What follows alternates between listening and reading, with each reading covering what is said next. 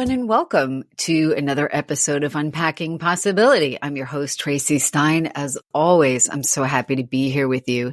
Today, I'd like to talk about something that some of you might think is a little bit esoteric or a little bit of an esoteric take, but trust me, it'll make sense. And that is how losing a relationship affects our chakras, our energy centers, and how balancing these can help us feel better and do better in general. Now, those of you who know me know that I have a spiritual bent, but I like to incorporate the psychology of things into whatever we talk about here, and this is no exception. Relationships are fundamental to us. They're fundamental to our well-being. And when we lose a relationship, either through death or divorce or a breakup, or just feeling like I can no longer do this with this person, whether it's you leaving or setting the ultimate limits, or someone else leaving you, it can be one of the most difficult things to sit with. Now, the energy centers come into play because the health of our energy centers really does impact how resilient we are, how we move through and handle the challenges of daily life, including the loss of a relationship.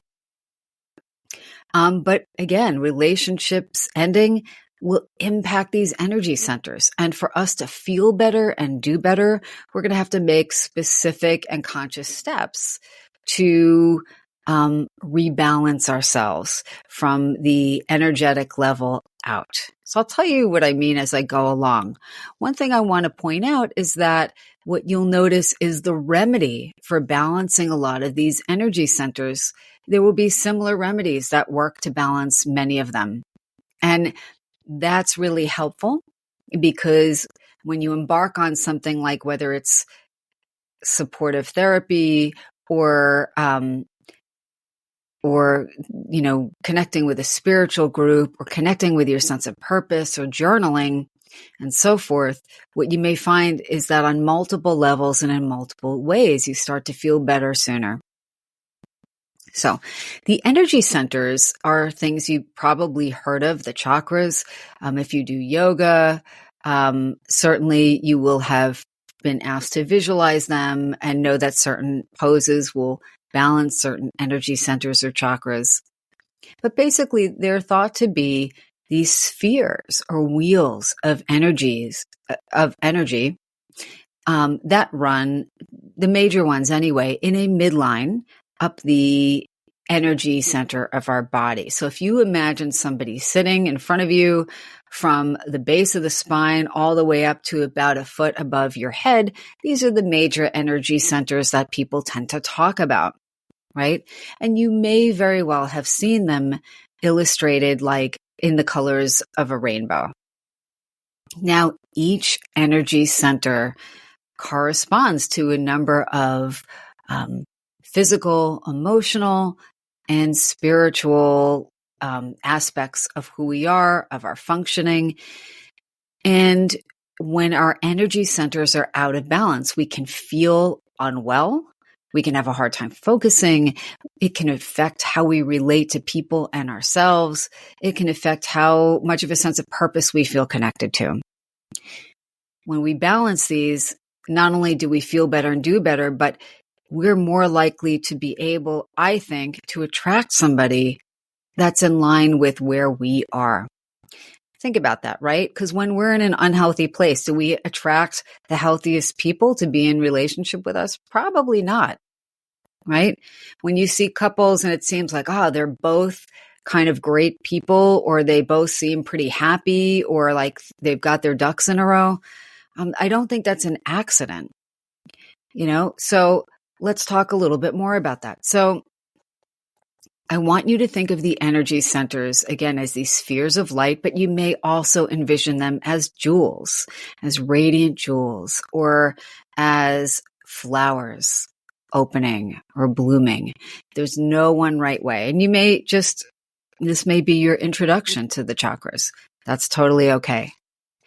But the chakras starting, at the base of your spine with the root chakra, and then going all the way up to the crown chakra above your head are the ways you are connected to heaven and earth, in theory.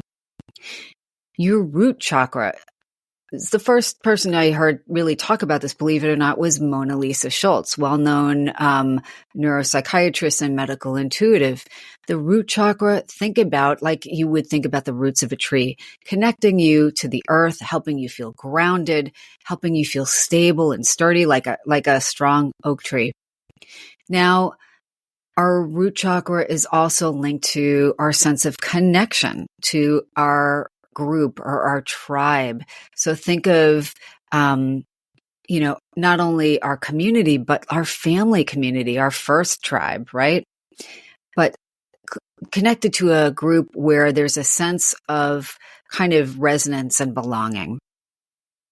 Now, when a relationship ends, and for this podcast, I'm talking primarily about romantic relationships, but we could think of any relationship in these terms. So if there's another kind of loss you've experienced, whether, again, you've left, someone's left you, someone's passed away, and that's how you've lost the relationship, you can still make use of some of what I'm going to talk about, a lot of what I'm going to talk about. So your security and stability in the world, that's the root chakra. And it's also visualized as a dark, beautiful ruby red. Now, when you have a loss, especially if it's one you did not choose, you can feel like your world has been upended. Listen to the types of things people say, especially if it's an unexpected end to your relationship. I feel like the rug was pulled out for me. I feel cut off at the knees, right? It's pretty graphic, but it describes, I feel shattered. It's pretty accurate in terms of how people feel and how that chakra kind of takes a hit. It feels unbalanced. So balancing that root chakra is really important because especially if somebody has left you or a relationship's ended and it was your partner, I mean, that's the core of your primary group, your primary support group, right? And that's the core of your tribe. And so you're going to need to rebuild that. So, at the most energetic level, wearing red or dark red or surrounding yourself with something beautiful and red, imagining this beautiful ruby at the base of your spine, looking clear and bright and whole, very good things. But also joining a support group, especially if this has been a loss that's felt, devastating.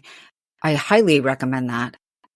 But also finding people who can support you, that you feel safe with, that you feel a resonance with. And I would do that sooner rather than later, even if you don't feel ready to. It might be finding a group of people who have the same hobby as you. It might be, reconnecting with friends or family members who tend to really get you and are supportive and that you, again, feel really safe with being yourself. That's important to build a strong foundation. And exercise, getting out in nature, also called earthing, walking barefoot in nature, really taking in the natural world and reconnecting to your body. Because what happens when we're really distressed, we get lost in our thoughts, lost in our imaginings, our recollections, our daydreams about what happened, what didn't happen, what should have happened, what we wish happened, all of that. But we're stuck in this kind of mental loop, and emotionally we can feel very overwrought. Getting in our bodies discharges a lot of excess mental and emotional energy and helps us start to balance. And it's also just, our root chakra is how we connect to our life force and the world and our physical body, using your body by doing yoga, jogging, swimming, walking, something, working with your hands. But doing something where you're not living in your head all day is going to be extra important. So that's the first energy center. The second one, right up the midline of your energy body, is your navel chakra. And you can imagine this as this beautiful orange sphere about an inch or so below your belly button. This connects you to sexuality, sensuality, your creativity, your ability to enjoy life. Now, what you will notice if this is out of balance is you will start to doubt your own physical appeal. You will maybe be distrustful of entering into another romantic relationship. You may be likely to be hypersexual or feel sexually cut off, right? And I know what even defines that is very personal, but you know what you feel like when you're balanced. You don't feel compelled to do anything. You feel like you can enjoy life. You feel like you can enter into relationships that are mutually respectful, and you feel creatively connected, right? Now, when we take a hit, and I'm using that term kind of deliberately because it can feel like we've been struck by something when we are, especially if a relationship ends unexpectedly. You didn't see it coming, or you weren't ready for it, or you didn't feel like you had a say in it. And by the way, when a partner passes away, we don't really have control over that. And that's going to relate also to the next chakra I'll talk about. But getting back into a sense of creativity, creatively connecting in some way, and that might be drawing, painting, taking a pottery class, expressing yourself through writing. It could be dancing, finding a way to get in touch with simple pleasures. So you can imagine running your hands over a piece of smooth, cool silk fabric, and how soft and lovely that kind of tactile experience is, right? So getting into the world and engaging in a sensory way, but doing things, trying to find things that bring you joy. And I know it's really hard in the wake of a breakup or in the wake of a loss, but you may even just want to start by thinking about what used to give me joy, or who did I like spending time with other than this person, and doing more of that. And clearly getting involved with maybe a psychotherapy support group, or seeing somebody for one-on-one therapy if you can, if need be, right? And sometimes we need extra help, and that's completely valid and important to go access that then. Now, the third chakra is your solar plexus chakra. It's the seat of your sense of personal power and your ability to exert your will in the world. Now, when we have a breakup, especially if it's one we didn't choose, we can feel very disempowered. We can feel a sense of shame. What are people thinking? That this happened to me? What does it mean about me?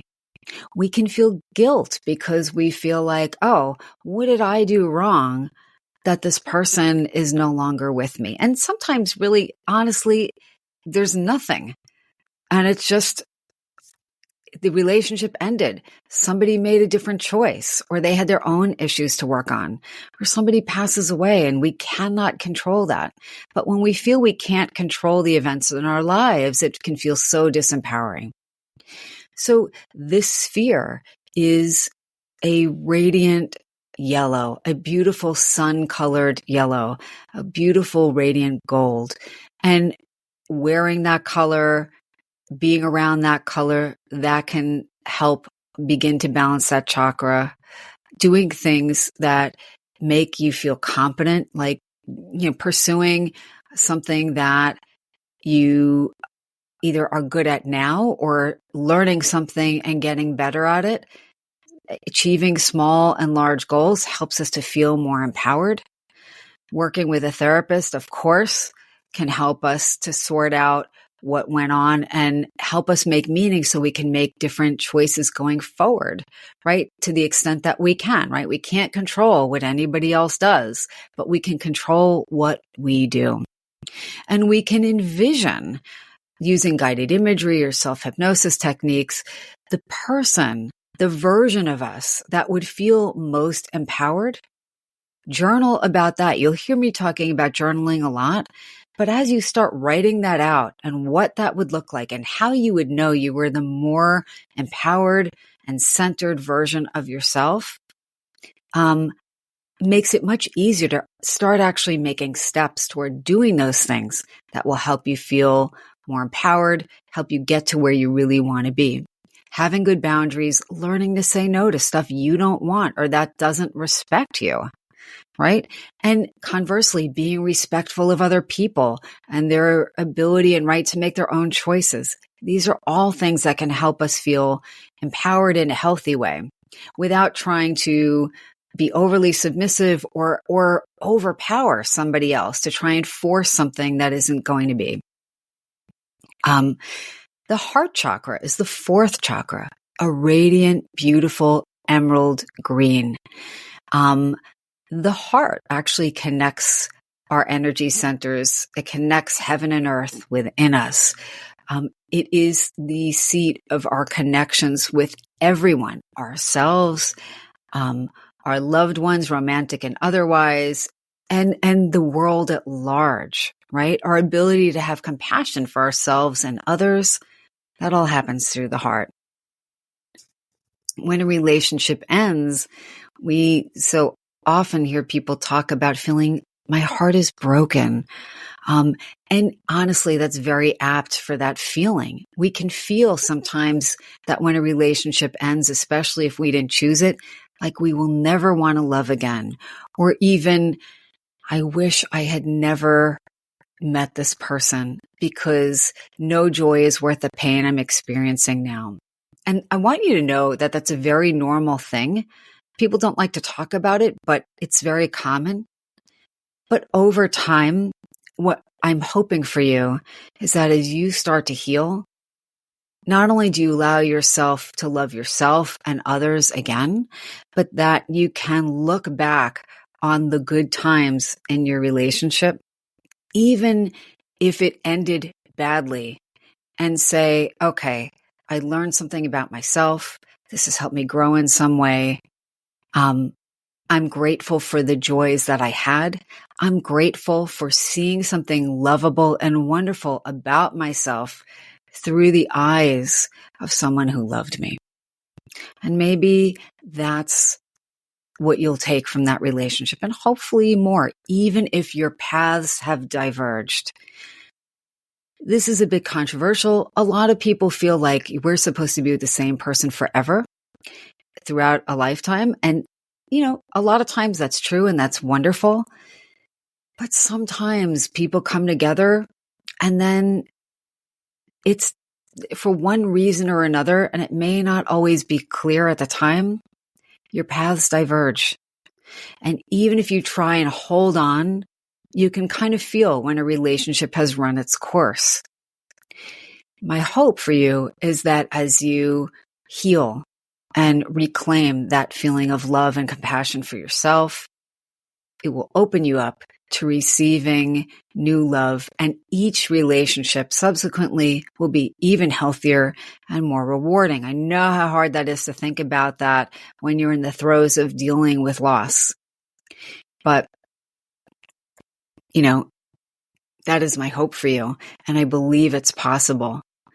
As you envision what that would look like, a healthy, loving relationship and a healthy, loving relationship with yourself, it makes it that much easier for it to present and for you to receive love in a healthy way. Now, moving on to the throat chakra, you'll notice that's in the hollow of your throat. It's envisioned as light blue.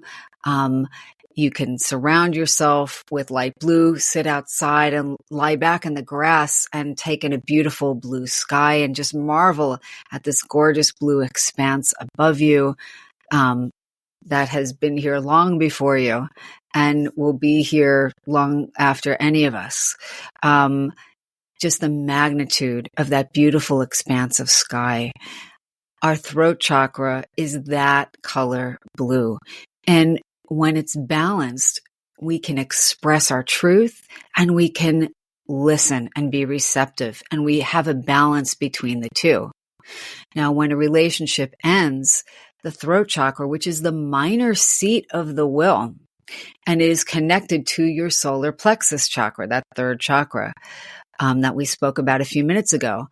But the throat chakra is the way we express what we need. We set good boundaries with our voices.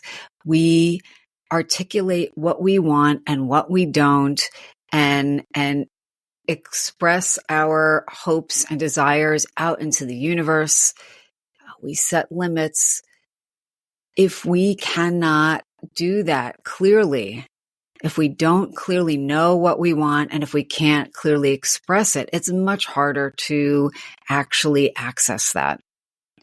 When we have a relationship end, it can feel like we don't have a voice. It can feel like we need to cry but can't, and we have that lump in our throat. Or it can feel like we cannot stop talking about how bad everything feels. Or it can feel like we just can't listen. We can't take in anything else because it feels overwhelming. Balancing the throat chakra helps us to express ourselves in a healthy way. It helps us to express ourselves clearly. It helps us to listen so that there is balance between speaking and hearing. It helps us to complement our solar plexus chakra and feel more empowered, right? So singing, one of the best ways to use our throat chakra and balance it. If you're a shower singer only, fine. If you're a wonderful singer and sing, in your choir or in some other setting or whatever that is, great. If you use your voice for good generally, terrific. Listening to music, playing music. Now, please know that when you're going through a breakup, lots of people listen to super sad songs. In the beginning, that's okay. It might help you to get some of that tearfulness up and out. Don't do that in an ongoing way. Really use that time and that medium to visualize what you do want for yourself. Notice how you feel when you listen to really sad music versus how you feel when you listen to something that is empowering and uplifting. There's no way you can't notice the difference. And we're blue. The third eye, right here, between your brows, slightly above your physical eyes, you will notice that that is the chakra associated with visualization, with daydreaming. And it's so important because so often when we have a breakup, we are honestly almost compulsively envisioning everything that we've lost, everything that went wrong, everything that isn't something that makes us feel any better. And I don't mean to try to squelch the thoughts, feelings, and imaginings that you normally have, but more invest some energy, additional energy, more energy into envisioning what it is you really want for yourself, right?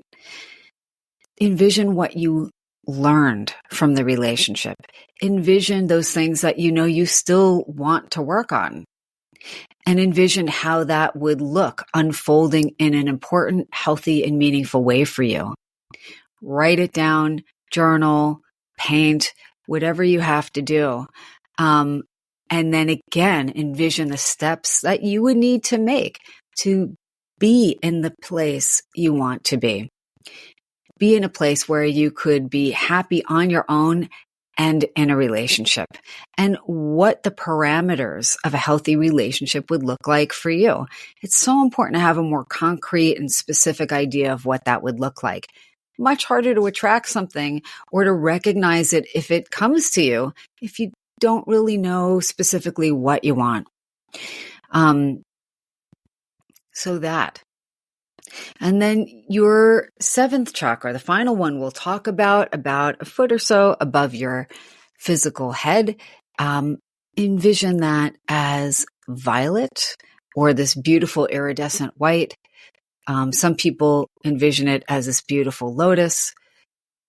You can envision it however you want, but it is the chakra that connects you to your sense of meaning and purpose, to connection to the divine. And remember before when I said your heart is how heaven and earth kind of meet within you? Well, think of your root chakra as the earth and the crown chakra as heaven. Your spiritual connection, your connection to something much greater. And I'm going to tell you something. Some people will disagree. Our relationships are important and fundamental. I think they're an important part of our well-being. They make life feel that much more joyful, potentially. I don't actually think our purpose is just to be in a relationship with anybody. Even if they're the most wonderful person in the world, I actually think our purpose is always something much greater than that, even if we don't know quite what it is yet. And it might be that you are a force for good in your community. You are a person who is kind to strangers, even in some small way. Or that you are the best parent you can possibly be, and you help, your kids become adults who do good things in the world. Our purpose is to be invested in more than just our own stuff, I think. Our connection to the divine and our connection to the larger world.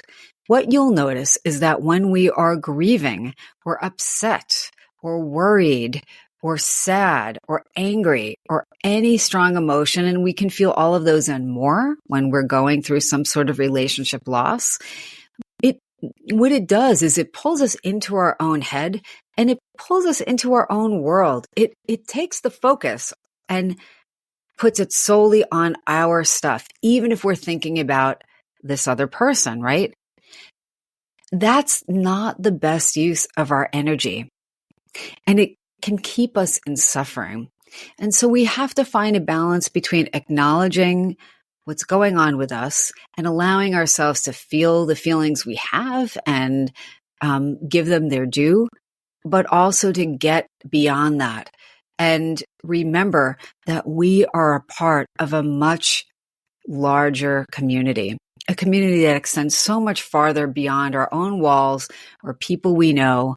We have a purpose that is so much greater than that. And when we are doing things where we are focused on stuff beyond our stuff, it is so much harder to feel sad or upset or drowning in our own emotions because that's just such a small part, believe it or not, of who we are. That might sound hard to imagine, but it's actually true.